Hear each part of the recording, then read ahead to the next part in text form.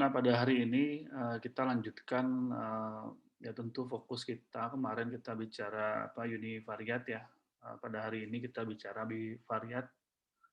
Nah, meskipun apa, videonya sudah Anda lihat, saya hanya memberikan apa, review dan juga, apa, penekanan di dalam, nanti mengerjakan apa, analisis data dan termasuk juga, di ujian nanti apa, ke depan. Nah, sebelum kita coba apa, exercise atau latihan ya.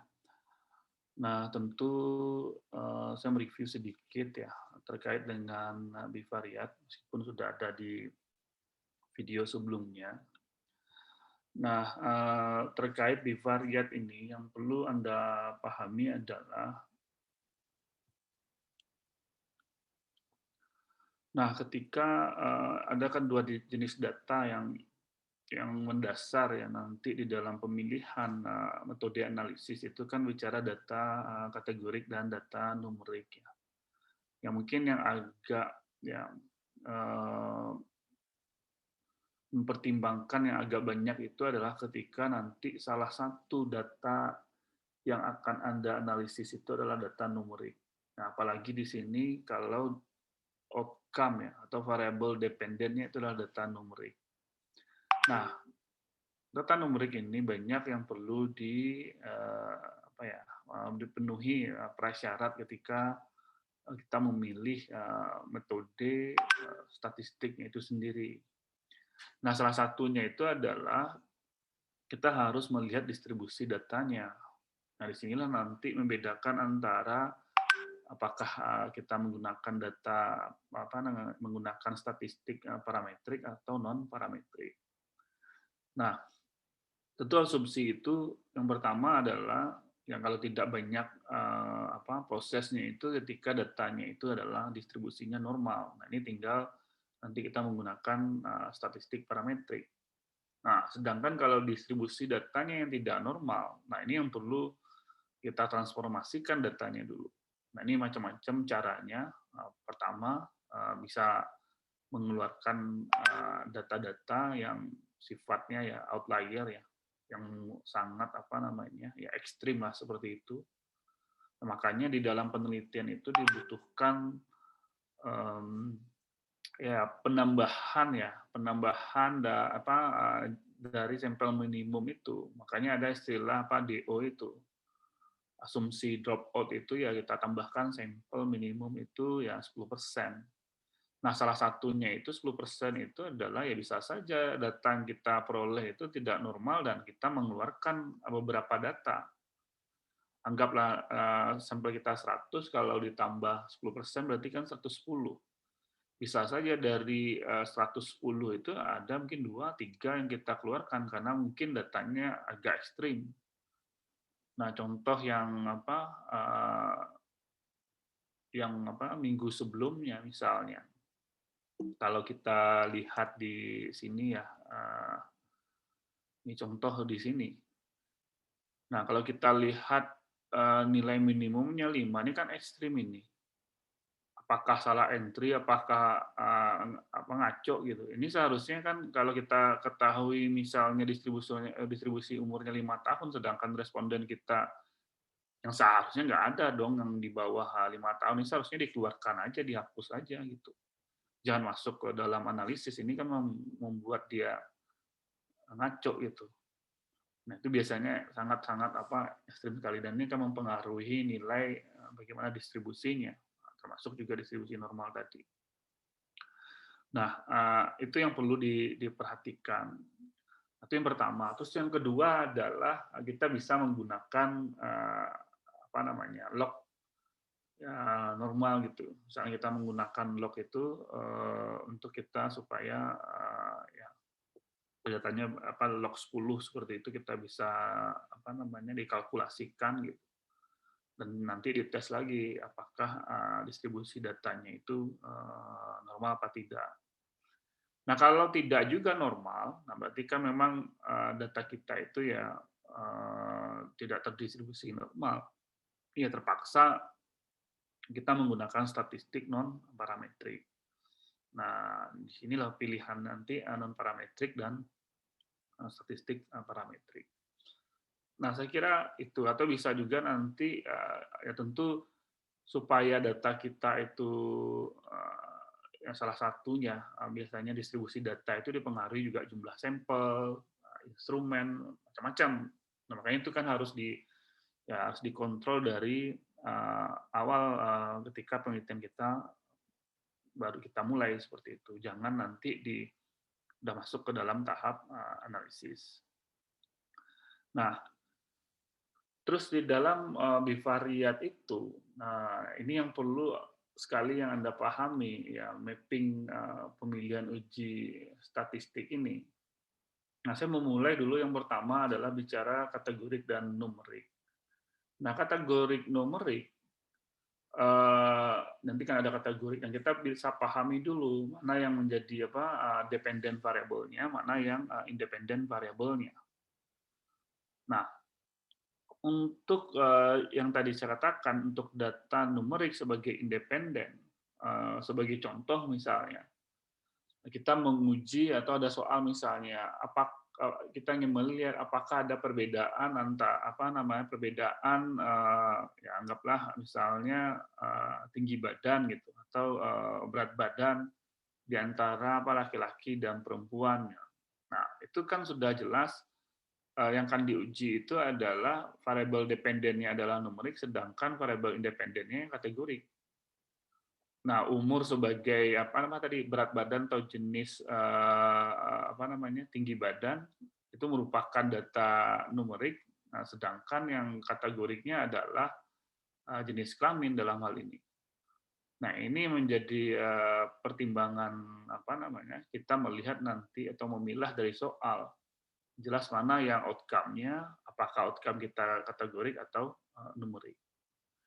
Nah, di dalam hal ini, asumsinya perlu dipastikan adalah kalau kita bicara kategorik numerik, ini perlu Anda catat juga, yang perlu dipertimbangkan dulu, ketika outcome-nya numerik, kita bisa memastikan selain tadi apakah distribusi datanya normal apa tidak, nanti kita memilih parametrik atau non parametrik.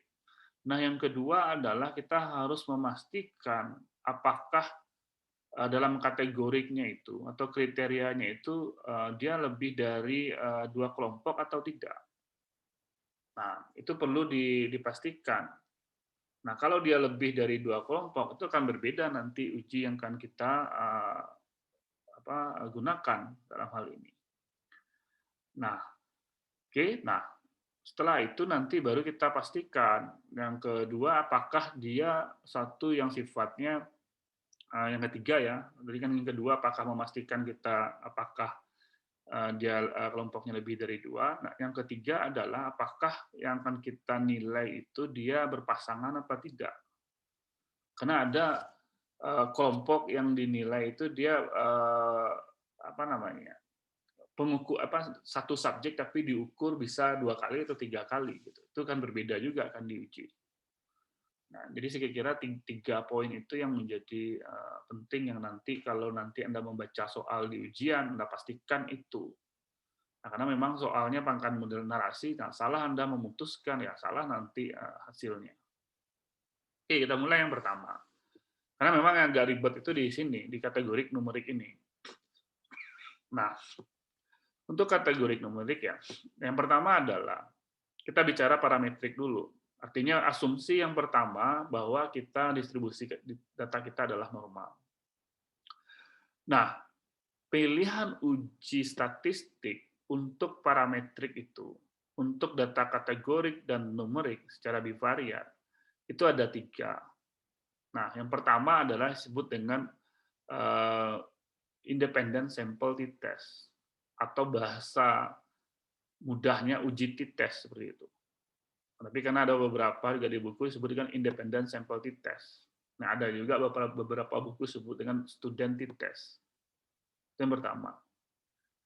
Nah, sedangkan yang kedua itu disebut dengan uji pair t-test atau uji T berpasangan. Jadi tulisannya ya pair ya, pair t-test gitu. Atau pretest ini disebut dengan uji T-dependen, karena istilahnya mirip-mirip juga gitu. Nah, baru nanti yang ketiga disebut dengan uji one way ANOVA. Nah, jadi ada tiga tadi yang saya ulang lagi, ada uji t-test atau independent sample t-test, yang kedua uji per-t-test atau uji T-dependen, nah, sedangkan yang ketiga adalah uji one way ANOVA. Nah, khusus yang one way ANOVA itu adalah kriterianya adalah ketika kriteria atau kelompoknya atau kategoriknya lebih dari 2. Nah, sedangkan kalau yang uji T independen tadi dengan T dependen, itu hanya 2 kelompok. Nah, sebagai contoh misalnya, kalau kita menguji yang tadi sama saja ya, kita ambil misalnya tinggi badan atau berat badan, variabel dependen kita. Nah, kalau kita menguji apakah ada perbedaan antara laki-laki dan perempuan, berarti itu adalah ujinya adalah independent sample test.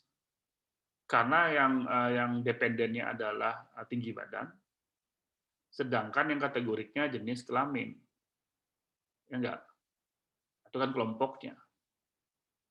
Nah, kalau kita membuat kalau uji yang digunakan adalah uji T dependen, dia bukan bicara kelompok antara laki-laki dan perempuan atau tadi dengan variabel jenis kelamin, tapi dia menguji misalnya apakah ada perbedaan tinggi badan mahasiswa ketika dia sebelum masuk kuliah dengan nanti sudah tamat kuliah misalnya.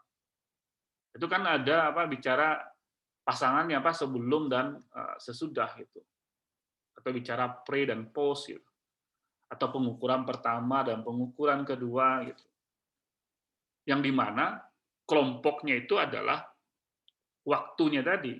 Kategoriknya adalah waktunya tadi, bukan jenis kelaminnya gitu, tapi adalah waktu.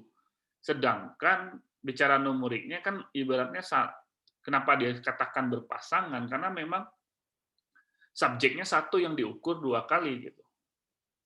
Nah, saya kira paham ya. Nah, sedangkan kalau ANOVA atau one way ANOVA itu ketika kita menguji apakah ada perbedaan rata-rata tinggi badan itu, misalnya kita bandingkan antara misalnya 3 kelas gitu.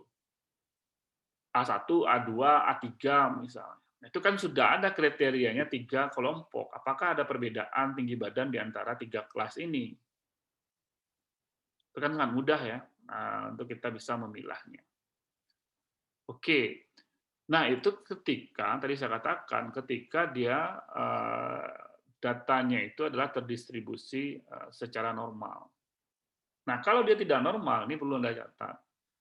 Kalau tidak normal, untuk uji T independen atau independent sample test, itu nanti ujinya adalah sebut dengan Mann-Whitney. Itu hanya pemilihannya saja, ketika dia nanti non-parametrik, artinya data numeriknya tidak normal. Nah, sedangkan yang T-dependen, yang tadi yang test yang berpasangan, nah itu disebut dengan ujinya nanti ketika dia distribusi data yang tidak normal, itu disebut dengan uji Wilcoxon. Nah, sedangkan yang ketiga yang tadi one way ANOVA untuk yang parametrik, sedangkan yang untuk non parametriknya nanti ujinya disebut dengan uji Kruskal-Wallis namanya. Nah, jadi Anda harus paham peta itu nanti uji apa yang paling tepat untuk menilai itu, karena memang dipastikan masing-masing Anda nanti soalnya kan bisa beda-beda. Jadi tidak bisa meskipun Anda ujiannya di rumah gitu kan, nanti Anda akan beda-beda soalnya. Dipastikan aja nanti ya sulit Anda untuk berdiskusi karena juga waktunya juga terbatas. Oke, nah jadi paham ya. Nah, jadi itu untuk yang kategorik numerik. Nah, sedangkan yang kategorik ya ini yang paling umum, yang paling ya banyak digunakan oleh mahasiswa, dan saya kira ini juga paling familiar, tapi juga banyak juga yang masih salah juga asumsi-asumsinya, itu juga uji chi-square atau chi kuadrat gitu. Nah, ini perbedaannya nanti adalah kita menggunakan yang non parametriknya atau kita menggunakan istilahnya nanti adalah Fisher exact ya. Itu menentukan nanti dia uji Fisher itu membedakan nanti nilai expected-nya atau nilai harapannya. Jadi kalau chi-square itu kalau secara statistik ya, kalau dulu Anda ingat waktu belajar dasar-dasar biostatistik, nah itu kan biasanya kan kita membandingkan nilai observe dan nilai harapannya atau nilai observasi dengan nilai harapannya. Nah itu ketika dia ada nilai expected-nya itu, nilai harapan itu lebih kurang dari 5 itu, nah itu kita bisa menggunakan nanti uji Fisher dalam hal ini. Nanti kita bahas. Yang paling nanti melihat estimasi risikonya akan agak berbeda. Oke. Nah, yang ketiga adalah numerik. Numerik. Kalau yang numerik ini bisa dipastikan bahwa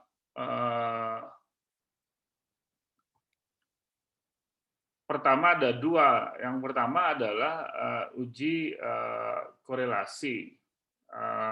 Korelasi itu kan kita bisa melihat nanti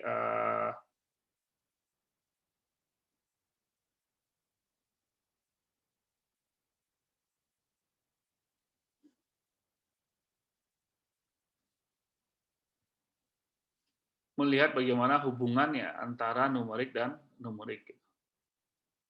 Nah, sedangkan kalau kita bisa lihat di regresi, itu adalah bagaimana kita bisa menjelaskan hubungannya. Itu kita bisa memastikan nanti bagaimana nanti pertama melihat hubungannya, dan kedua bagaimana kita bisa menjelaskan hubungannya. Nah, tentu dasar asumsi itu adalah dia distribusi datanya dua-duanya adalah normal. Nah, nanti kalau dia tidak normal, nah biasanya kita menggunakan namanya ada uji Spearman Rho, ada uji Kendall, dan macam-macam variannya untuk ketika data numeriknya ini tidak normal kedua-duanya. Oke. Nah, kalau yang biasa kan kita gunakan yang namanya uji korelasi seperti itu untuk bisa melihat hubungannya. Oke. Nah, ada pertanyaan dari sini sebelum kita coba exercise-nya. Oke, silakan. Kalau ada pertanyaan.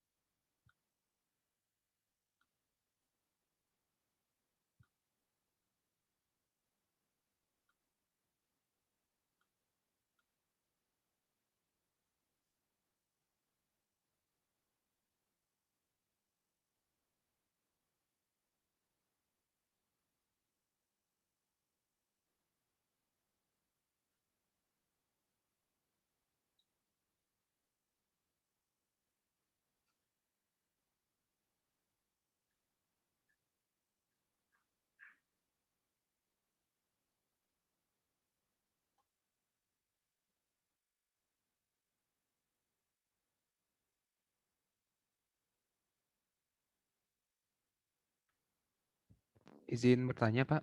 Ya, silakan. Perkenalkan, Pak, saya Jefferson Rifki, BP 2009, Pak. Terkait uji tes tadi, Pak, kan ada yang independent sampel, ada yang dependent sampel begitu, Pak. Yang untuk independent itu ada di bisa dilihat di non parametrik begitu, Pak. Namun kalau yang untuk dependentnya itu dilihatnya di bagian mana ya, Pak? Kalau di SPSS-nya begitu, Pak. Mungkin gitu, Pak. Ya, Makasih, Pak. nanti saya jelaskan apa kita exercise-nya nanti.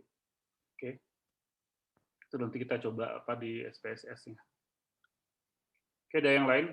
Ya, yang kita apa yang mungkin ditanyakan dulu Pak, ya konsepnya dulu, bukan teknis kita nanti di SPSS-nya. Kita kan belum mendemokan yang di SPSS-nya. Terkait dengan konsep ini ada nggak yang belum dipahami? Karena ini yang akan jadi penting nanti ketika Anda memilih itu.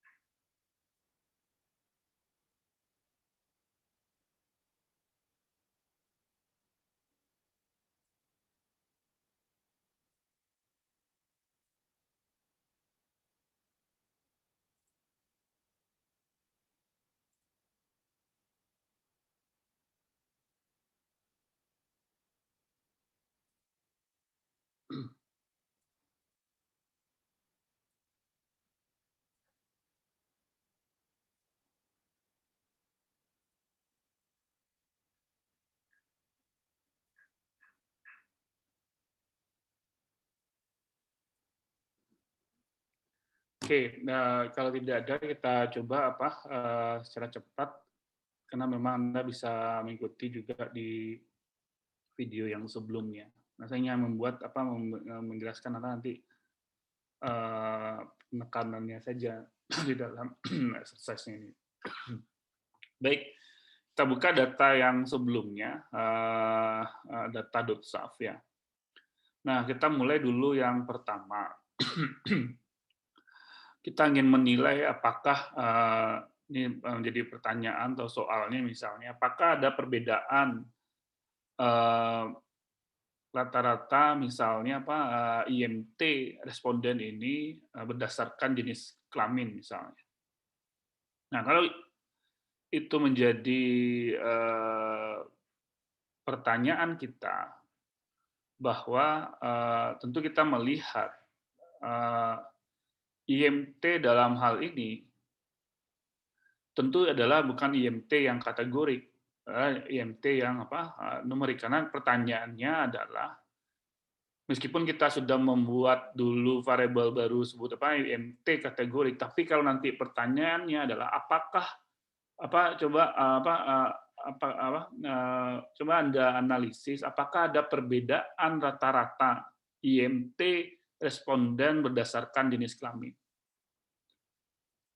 Nah, kalau mahasiswanya yang tidak jeli melihat soal itu, nanti pasti saja yang akan dihubungkan bisa saja dia uji chi-square yang diambil adalah uji IMT yang kategorik gitu. Padahal jelas bunyi di soal itu melihat atau ingin mengetahui bagaimana perbedaan rata-rata. Kalau kuncinya rata-rata berarti kan datanya numerik yang diklasifikasikan berdasarkan jenis kelamin. Nah, langkah yang pertama adalah tentu kita memastikan distribusi data numeriknya ini normal apa tidak. Nah, yang kita lihat adalah tentu kita bisa mengklik analyze itu di deskriptif statistik dan kita klik explore. Nah, di explore itu nanti Anda bisa pastikan tentu yang akan Anda input adalah data IMT yang numerik di sini. Nah, di sini di statistik itu kan sudah jelas ya bahwa nanti memastikannya itu adalah di plotnya itu Anda klik dependent together dan memastikan normality plot with test-nya ini untuk kita mengetahui distribusi datanya normal atau tidak. Nah, ketika kita klik OK, nah hasilnya kita bisa lihat. Nah, nanti kan ada uji test of normality-nya. Di sini biasanya sebut dengan uji Kolmogorov Smirnov di situ. Nah, di sini dipastikan kalau p-value-nya kecil dari 0,05 berarti dia tidak signifikan. Artinya distribusi data kita tidak normal. Kalau dia normal itu ketika nilai Kolmogorov-Smirnov-nya ini adalah lebih dari 0,05. Nah, itu juga kita bisa lihat dari distribusi data yang lain. Ini kan memang agak nirmis juga. Nah, itu kita juga bisa melihat dari kurva normalnya juga gitu. Nah, di sini kan kelihatan di normal di Kiki plotnya ini kan nggak sejajar ini, banyak nilai-nilai yang tidak normal di sini. Nah, sudah dipastikan bahwa ini tidak normal. Nah, tentu kita memastikan bahwa yang akan kita gunakan adalah non parametrik, gitu kan. Nah, pertanyaan yang tadi kita bicara non parametrik, tentu kita menganalisis nanti. Nah, kalau kita bicara non parametrik, kita klik analyze di sini, tekan keluar. Nah, di situ diambil adalah di posisi adalah ada di situ namanya adalah non parametric test dan di situ ada legacy dialog di situ.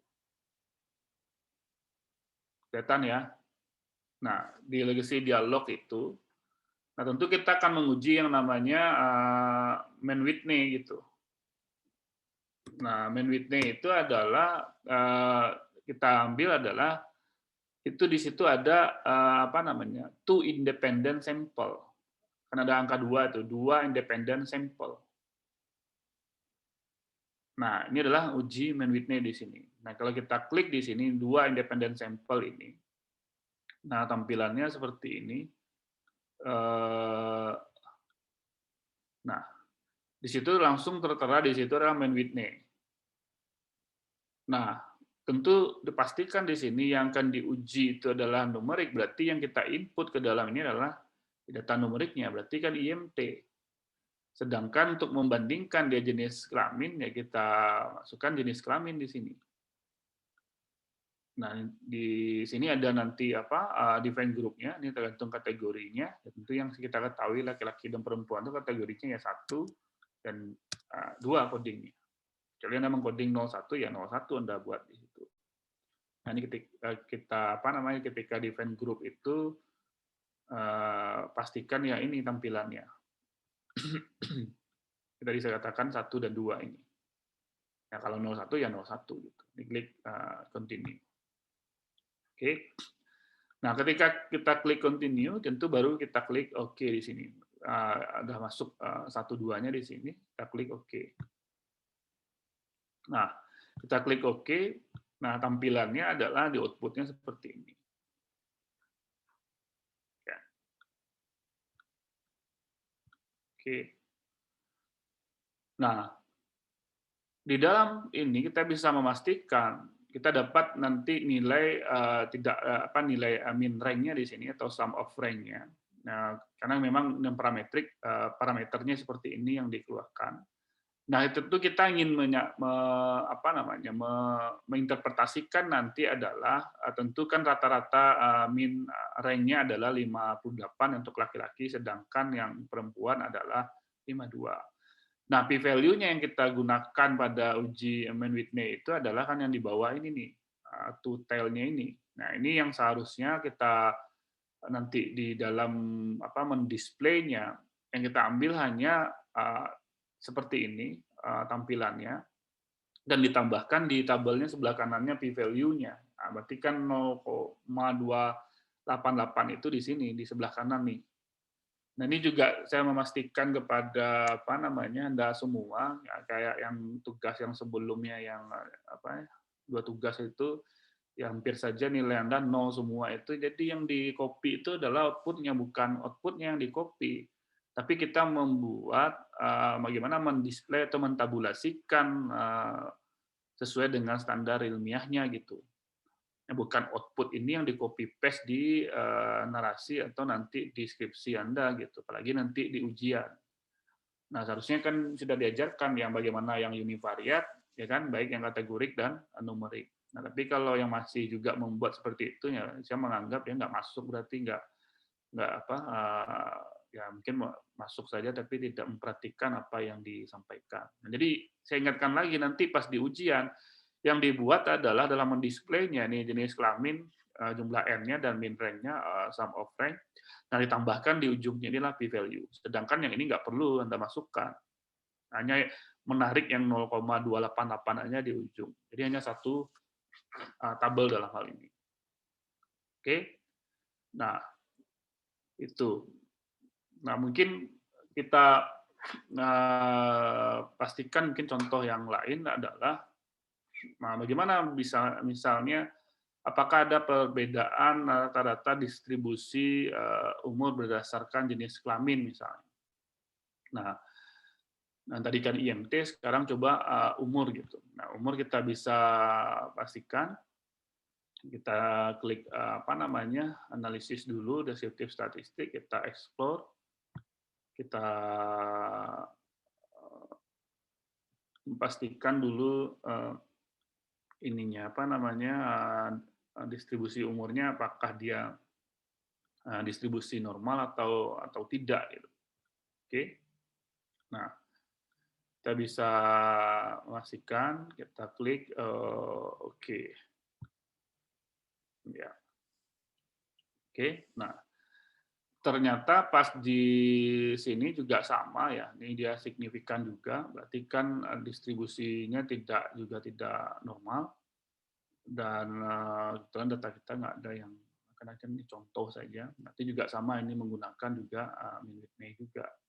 Nah, coba kita lihat yang lain. Kita explore sebagai contoh juga bisa. Di antara data numerik itu yang mana? Coba tinggi badan, berat badan. Coba lama meninggal.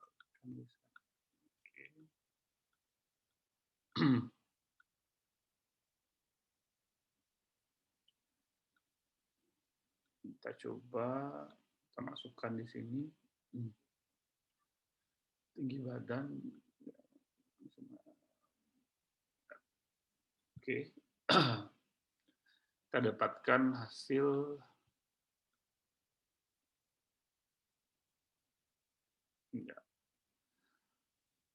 Nah, dia kan sebenarnya kita bisa lihat ya dari kurva saja sudah kita bisa ya sebagai contoh histogramnya bahwa ini ada apa kemiringannya apa tidak. Oke. Nah, sedangkan contoh yang lain misalnya kalau kita ambil di sini yang untuk ya kita asumsikan misalnya salah satu datanya tadi yang agak mungkin normal di Shapiro-Wilk-nya itu adalah mungkin yang tinggi badan. Oke, kita coba tinggi badan ya. Nah, kita coba. Nah, kita anggap misalnya tinggi badan ini mendekati normal. Berarti kan kalau tinggi badan melihat berdasarkan jenis kelamin, berarti kan kita anggap dia independent sample t-test, distribusi datanya normal. Nah, itu kita klik. Di situ adalah kan ada compare mean di situ. Di compare mean itu ada independent sample t-test. Nah, independent sample t-test di sini. Oke. Nah, itu dipastikan tampilannya seperti ini. Nggak bisa mengikuti. Nah, ini hampir sama juga dengan yang tadi. Nah, tentu kita input di sini adalah tinggi badan. Sedangkan yang di grupnya adalah jenis kelamin. Ini juga sama. 1 dan 2. Nah, di option-nya itu saya kira tidak perlu ada yang lain ya. Cukup cepat saja ini. Nah, kita klik OK. Nah, hasilnya adalah ini. Nah, ini agak berbeda sedikit. Coba perhatikan di output-nya ini. Nah, di independent sample t-test itu ada 2 tabel. Yang pertama adalah Nah, ini tabel deskriptifnya. Yang tadi kalau di mean Whitney ada mean rank, di sini ada mean saja. Dan ada standar deviasi dan ada standar error mean-nya. Nah, nanti di dalam mendisplay, dia sama, yang dibutuhkan hanya tabel yang ini saja, yang di atas ini, tapi ada nanti nilai p-value yang diambil dari tabel yang di bawahnya, tabel nomor 2 ini. Nah, di sini tentu kita ingin menentukan berapa Pak p-value-nya, sedangkan deskriptifnya sudah ada, rata-rata masing-masing tinggi badan baik laki-laki dan perempuan sudah ada. Nah, untuk itu di dalam independent sample t-test itu, sebelum kita melihat uji t-testnya, yang perlu diperhatikan adalah uji F-nya, atau sebut dengan apa Levene test ini, of apa for equality of varian-nya. Nah, coba Anda lihat. Nah, ini saya ulang ya, saya hati-hati ya di sini ya, nih saya lambat-lambat di sini. Yang akan kita nilai itu nanti adalah yang kita ambil p-value-nya antara ini apa namanya yang to tell ini, antara yang di bawah dan di atas. Tapi kita harus memastikan dulu asumsinya ini apakah dia variannya sama atau variannya berbeda. Kan ada nih equal varian asumsi dan equal varian not asumsi di sini. Artinya apa? Assume ini artinya dia memastikan apakah variannya sama atau variannya berbeda. Nah, meskipun tutelnya di sini dia sama-sama signifikan gitu, tapi kita ingin memastikan. Nah, untuk memastikan itu yang perlu diperhatikan adalah uji F-nya ini. Ujinya F-nya ini adalah kita lihat signifikannya. Kalau dia apa namanya signifikan, artinya p-value-nya adalah apa namanya 0, di bawah 0,05 misalnya. Nah, itu kan diasumsikan adalah apa namanya variannya berbeda. Sedangkan kalau lebih dari 0,05 diasumsikan variannya sama. Saya ulang lagi ya, kalau dia kecil dari 0,05 berarti kan dia signifikan, itu asumsinya adalah variannya berbeda. Sedangkan kalau dia uji F-nya ini p-value-nya lebih dari 0,05, seperti ini 0,935. Nah, ini asumsinya equalnya variannya sama. Nah, kalau dia variannya sama, yang diambil tentu kan equal varian assume ini adalah tentu kan di atas ini, p-value-nya 0,000 ini. Nah, ini kan kebetulan yang di contoh kita ini kan p-value-nya sama saja, tapi bisa saja nanti dia p-value-nya berbeda. Kalau mungkin di soal yang lain atau yang ini. Nah, ini kita pastikan di sini p-value-nya adalah 0,0 di bawah kan 0,05, artinya kan 0,000 gitu kan. Nah, artinya dalam interpretasinya sangat mudah bahwa kita bisa interpretasikan, artinya apa? Ada perbedaan rata-rata tinggi badan responden antara laki-laki dan perempuan dengan apa namanya kita dapat menginterpretasikan bahwa p-value kecil dari 0,005. Artinya ada perbedaan antara apa namanya tinggi badan laki-laki dan perempuan. Oke. Nah, saya kira mungkin Anda paham dan bisa dicoba nanti yang apa namanya variabel yang lain. Oke. Nah, sekarang yang terakhir contoh untuk one way ANOVA. Nah, one way ANOVA tadi saya katakan dia lebih dari 3 kelompok. Lebih dari 2 kelompok, artinya minimal 3 kelompok kan seperti itu. Nah, sekarang kita coba uji dari data yang kita ada ini saja dengan variabel saja. Maaf, dari data yang sudah ada ini.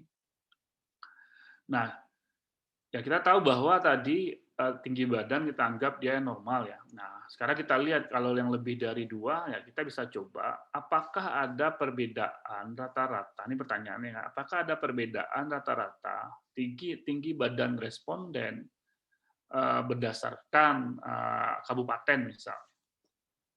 Ya nggak, per kabupaten ini beda nggak rata-rata tinggi badannya. Nah, kita tahu kabupaten di sini kan ada 3 ya, Pelalawan, Siak, dan Kampar. Berarti kan asumsi one way ANOVA kan kita bisa penuhi, dia lebih dari 3 kelompok. Dan yang kedua tadi kita menganggap tinggi badan adalah distribusinya normal. Nah, analisisnya gampang, kita klik analyze, posisinya juga sama di menunya di compare min, itu adalah one way ANOVA di situ. Kita klik analyze, compare min, one way ANOVA. Oke. Nah, kita klik di sini. Nah, kita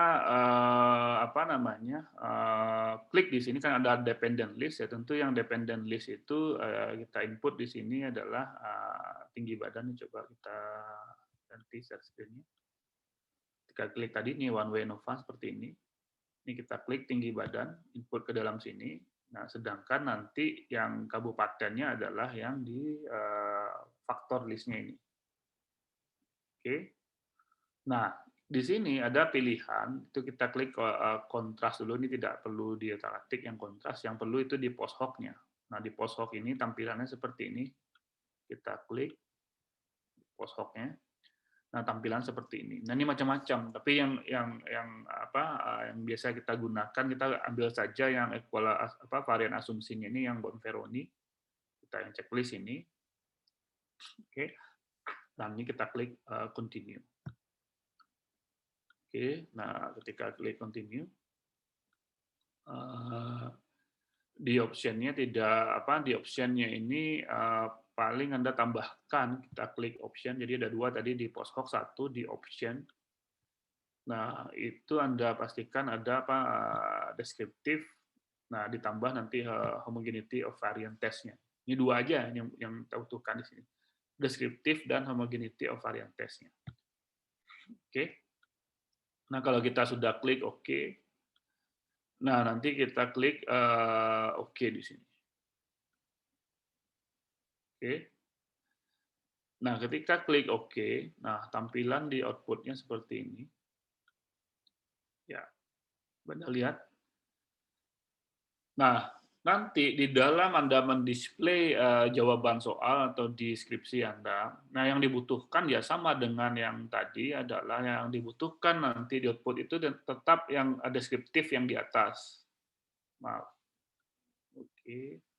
Itu ada 4 tabel di situ, yang dibutuhkan memang deskriptif yang di atas ini. Ini kan sama sebenarnya kalau kita menganalisis data numerik, kan ada mean, ada standar deviasi, standar error, ya, ada confidence intervalnya, minimum dan maksimum di masing-masing kelompok kabupaten ini, tinggi badannya. Nah, sebenarnya yang kita inginkan adalah, nah untuk memastikan p-value-nya, yang kita bisa lihat itu adalah memang membedakan nanti ada uji F di ANOVA itu, mengatakan p-value-nya itu di sini sebenarnya, dan memastikan bukan di test of homogeneity of varian ya, tapi adalah diuji ANOVA-nya ini, dia membedakan antar between group dan within group gitu. Dia signifikan apa tidak. Nah, saya tidak menjelaskan dia sebenarnya nanti membandingkan mean square-nya ini antara antar grup dan di dalam grup kan seperti itu, within group dan between group gitu. Nah, ini kebetulan tidak signifikan, berarti kan nanti p-value-nya ini yang akan Anda ambil nanti di posisinya di sebelah kanan atas ini setelah nilai maksimum yang Anda plot nanti p-value. Nah, berarti kan dari hasil analisis atau uji ini bahwa tidak ada perbedaan, itu interpretasinya ya, tidak ada perbedaan diperoleh p-value besar dari 0,05, di sini kan 0,841, artinya apa? Tidak ada perbedaan tinggi badan antara Kabupaten Pelalawan, Siak, dan Kampar. Nah, post hoc test ini kan ada di bawah nih pertanyaannya, apa post hoc test ini? Post hoc test ini ketika nanti dia signifikan, baru ini ada maknanya.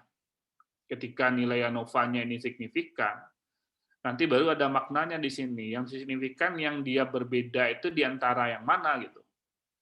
Apakah Pelalawan Siak, Pelalawan Kampar, di sini kan sudah ada melihat multiple comparison yang membandingkan antar kelompoknya gitu. Nah, nanti ini akan jadi banyak maknanya ketika signifikan. Kan mungkin bisa saja dia tidak di Pelalawan Siak dia signifikan, sedangkan di Pelalawan Kampar tidak gitu. Nah, ini kebetulan karena memang dia tidak signifikan, tentu kan juga di post hoc-nya tidak ada p-value atau signifikannya yang di bawah 0,005. Oke.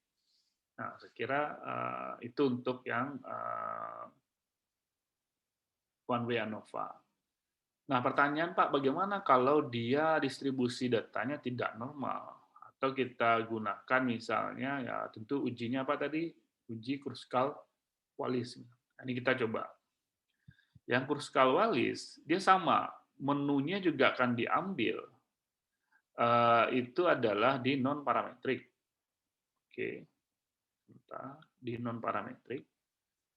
Nah, sebagai contoh, kita melakukan uji apakah ada perbedaan rata-rata IMT berdasarkan kabupaten. Dan kita tahu bahwa IMT tidak terdistribusi normal. Nah, tentu kita klik di sini Analyze Non-Parametric Test. Nah, kita klik di sini Legacy Dialog. Itu ada di situ disebut dengan K-Independent Sample. Ingat ya, ada K di situ ya. K itu ya artinya anggaplah kategori gitu apa ini mudah dan mengatakan bahwa itu yang lebih dari 2 K independent sample. Nah, K independent sample itu tampilannya seperti ini. Ketika kita klik, nah di situ sudah ada tertera di situ tesnya Kruskal-Wallis di situ. Nah, tentu kan tes variable tesnya kita input IMT di sini. Tentu di bawahnya adalah kita input di grouping variabelnya adalah kabupaten. Nah, range-nya kita klik define range di situ, itu tampilannya adalah seperti ini.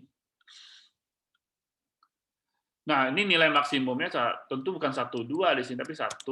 Kalau kita input di sini 1, 3. Ya kan? Nah, 1, 3 di situ. Ya kan?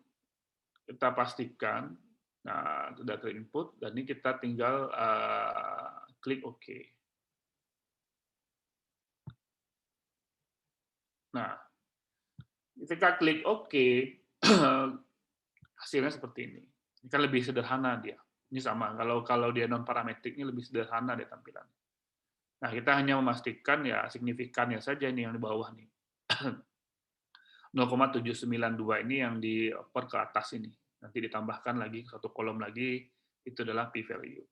Jadi yang kalau di tes statistik itu kita akan membutuhkan p-value-nya ini bahwa berarti kan tidak ada perbedaan rata-rata tinggi badan, IMT di antar kabupaten, baik Pelalawan, Siak, dan Kampar.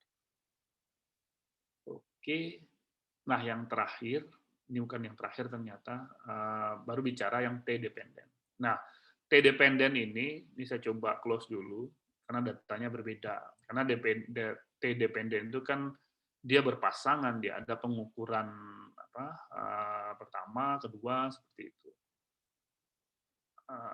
Ini contoh. Sebentar.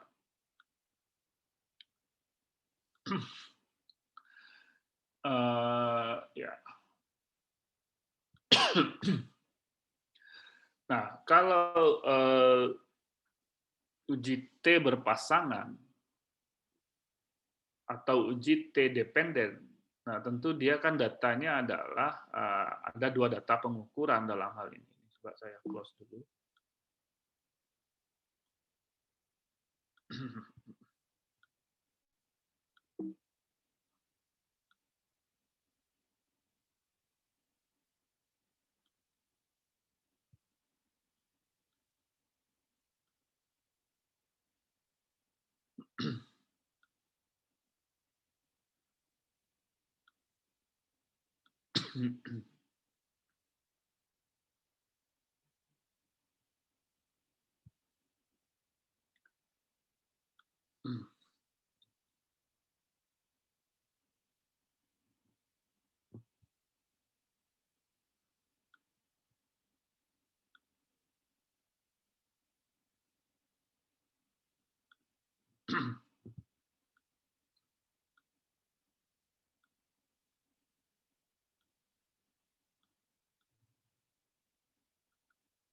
Jadi ada data nanti bisa Anda ambil di di Island ya.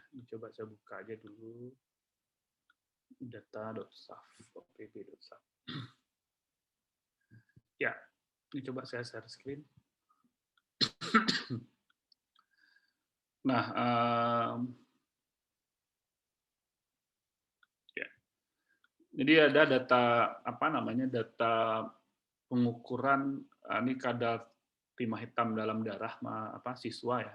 Ini PB1 dan PB2 ini pengukuran pertama, di pengukuran kedua, dan di sini ada variabel kelasnya kelas 3 dan kelas 4. Nah, tentu ini singkat saja untuk memastikan bahwa apakah data ini distribusi normal apa tidak. Itu kan diuji dulu kedua-duanya. Kalau dia normal, tentu kita menggunakan PERTI-test.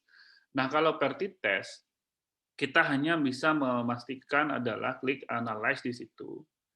Nah, di situ kan ada ya tetap ngambilnya di compare min, itu ada di per sample titers. Artinya di sini T dependent tadi. Artinya uji T berpasangan. Jadi per sample titers. Ini sangat mudah, kita klik di sini. Nah, tampilannya seperti ini. Anda bisa lihat. Nah, itu langsung kita input langsung kedua-duanya di sini. Jadi PB1, PB2, Anda bisa input langsung ke dalamnya, seperti ini. Nah, ini di optionnya tidak perlu diotak-atik yang apa-apa, karena ini sangat mudah. Jadi kita ingin melihat bagaimana, apakah ada perbedaan. Jadi pertanyaannya, apakah ada perbedaan rata-rata pengukuran pertama, kadar timah hitam dalam darah anak SD ini, pengukuran pertama dengan pengukuran kedua. Atau biasanya kalau kita bicara sebelum dan sesudah. Dengan asumsi ini distribusi datanya adalah normal. Nah, hasilnya seperti ini. Nah, ini lebih sederhana. Nah, perlu kita lihat di sini, yang kita display nanti adalah yang di atas ini. Ada kategorinya, kadar PB1, PB2, ada rata-rata, standar deviasi, dan standar error. Nah, tentu kan p-value-nya. P-value-nya yang diambil adalah di sini, paling ujung. Nah, ini yang Anda copy atau Anda tulis di sini, p-value-nya adalah 0,008. Artinya tidak ada perbedaan karena p-value-nya besar dari 0,05, tidak ada perbedaan pengukuran pertama dan kedua. Nah, ini istilahnya asumsinya adalah distribusi datanya dia normal dalam hal ini. Nah, bukan yang per sample correlation, ini bukan, tapi adalah yang di sini. Karena kita melihat perbedaan, bukan melihat korelasi antara kadar PB1, PB2. Oke. Nah, terus yang terakhir adalah bagaimana kalau distribusi datanya tidak normal. Makanya ujinya adalah Wilcoxon. Nah, kalau Wilcoxon itu kita kita ambil adalah di sini. Sama dengan yang tadi, kita klik analyze, ada non parametric test, ada legacy dialog. Nah, di situ yang diambil adalah ada dua di situ. To related sample. Nah, di sini kita klik. Nah, dan tampilannya sama seperti tadi. Bedanya adalah tentu di sini langsung otomatis adalah uji Wilcoxon. Coba Anda lihat di sini. Kelihatan ya. Nah, itu Wilcoxon, kita klik gunakan kontrol atau komen di di MacBook Anda atau di komputer, gunakan kontrol, kita select kita pilih dua ini. PB1, PB2 kita input ke dalam. Dan ini dipastikan dia uji Wilcoxon, dan di sini tidak ada masalah. Asumsi yang lain kita klik OK. Nah, tampilannya memang di sini agak berbeda dengan yang parametrik. Nah, bedanya apa? Nah, coba Anda lihat di Wilcoxon test ini. Dia ada keterangannya ini, ada range-nya, ini sama dengan yang sebelumnya, min rank atau sum of rank. Nah, tapi ada di sini ada negatif rank, ada positif rank, ada ties. Nah, ini saya jelaskan ke Anda dulu sedikit. Kalau yang kita bicara negatif rank, artinya ada 35 responden yang negatif rank, itu artinya apa? Lihat, baca di keterangan di bawahnya yang A itu. Artinya apa? Kalau yang 35 negatif rank, artinya apa? Kadar PB2-nya lebih rendah dari kadar PB1-nya. Artinya apa? Kalau kita bicara sebelum dan sesudah, ternyata kadar PB sesudah lebih kecil dari kadar PB yang sebelum gitu. Nah, sedangkan yang positif rank ini kebalikannya. Artinya apa? Kadar PB sesudah atau kadar PB2 itu lebih besar dibandingkan dengan kadar PB1 atau PB sebelumnya. Anggaplah misalnya bicara sebelum sesudah itu adalah intervensinya gitu. Sedangkan yang tes ini adalah ini yang kadar PB2 dan PB1-nya sama. Nah, di situ. Jadi sangat detail dia melihat prosesnya ini. Nah, dari asumsi ini, nah itu kita dapatkan p-value-nya ini ya kalau istilahnya nyaris ya sama dengan 0,05. Tentu kan diharapkan dia signifikan, tentu kan kecil bukan kecil sama ya, tapi kecil dari 0,05. Berarti kan di sini juga bisa kita simpulkan bahwa tidak ada perbedaan karena memang p-value-nya masih belum kecil dari 0,05. Karena itu batas signifikansi untuk kita menggunakan asumsi 5% dalam hal ini. Nah, nanti tinggal Anda tambahkan saja p-value-nya di sebelah kanan seperti biasa, yang diambil adalah tutel yang ini, 0,058 di ujung. Oke. Nah, saya kira itu untuk yang kategorik numerik review kita pada hari ini. Oke, silakan kalau ada pertanyaan. Nah, mungkin minggu depan kita bicara yang kategori-kategori. Nah, itu nanti kita bicara ukuran risiko dan bagaimana kita memilih risiko berdasarkan rancangan studi. Oke, silakan kalau ada pertanyaan, ada yang masih ragu atau masih ini, nanti coba Anda latihan saja. Nah, kesimpulan saya adalah ya tentu Anda memastikan yang 3 di awal saya sampaikan tadi. Saya ulang lagi, yang pertama adalah memastikan kalau kita bicara kategorik numerik, memastikan pertama adalah distribusi data. Apakah dia distribusi datanya normal atau tidak. Terus yang kedua adalah dipastikan bahwa apakah perbedaannya di situ adalah apakah lebih dari 2 kelompok atau hanya 2 kelompok untuk kategoriknya. Nah, yang ketiga nanti adalah baru dipastikan apakah ini yang diikut berpasangan atau tidak. Nah, itu yang kita bisa pastikan dari kriteria untuk kita menguji antara data kategorik dan numerik. Oke, silakan. Kalau tidak ada, kita bisa sudahi. Dan nanti tolong Haji bisa absensinya bisa dikirimkan ke saya nanti dan untuk direkap. Oke, silakan kalau ada pertanyaan. Ini kalau tidak ada, saya yakin bisa semua nanti ya, terus ujian ya. Ini jangan kelabakan lagi nanti ya. Oke. Nah, kalau tidak ada nih Maaf nanti Pak, ya, oke. ini ada yang nitip pertanyaan begitu Pak. Ya. Jadi pertanyaannya itu untuk chi-square itu Pak, uji apa yang akan digunakan kalau tidak normal distribusinya begitu Pak? Kalau chi-square kita tidak bicara distribusi normal. Karena kalau kita bicara distribusi normal adalah kita bicara tadi data untuk data numerik. Bukan untuk data kategori. Kalau chi-square kan data kategori. Kita tidak bicara normal, tidak normal.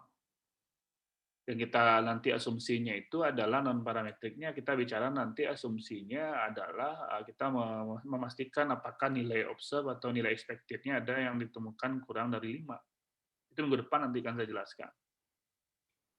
Jadi ada yang lain? Jadi ada pertanyaan juga Pak, terkait data yang berpasangan atau paired sample itu Pak, contoh lainnya seperti apa ya Pak? Gimana? Untuk data yang berpasangan tadi Pak, yang paired sample Pak. Ya nanti datanya nanti saya kirim di Island. Anda bisa download nanti di Island. Baik Pak. Ya, itu yang lupa kemarin di ini. Coba dicek lagi kalau nggak salah apakah sudah Pak. Coba kalau nggak salah udah, kalau nggak salah ya. Tapi saya coba lihat dulu. Karena yang apa namanya yang di awal kalau nggak salah.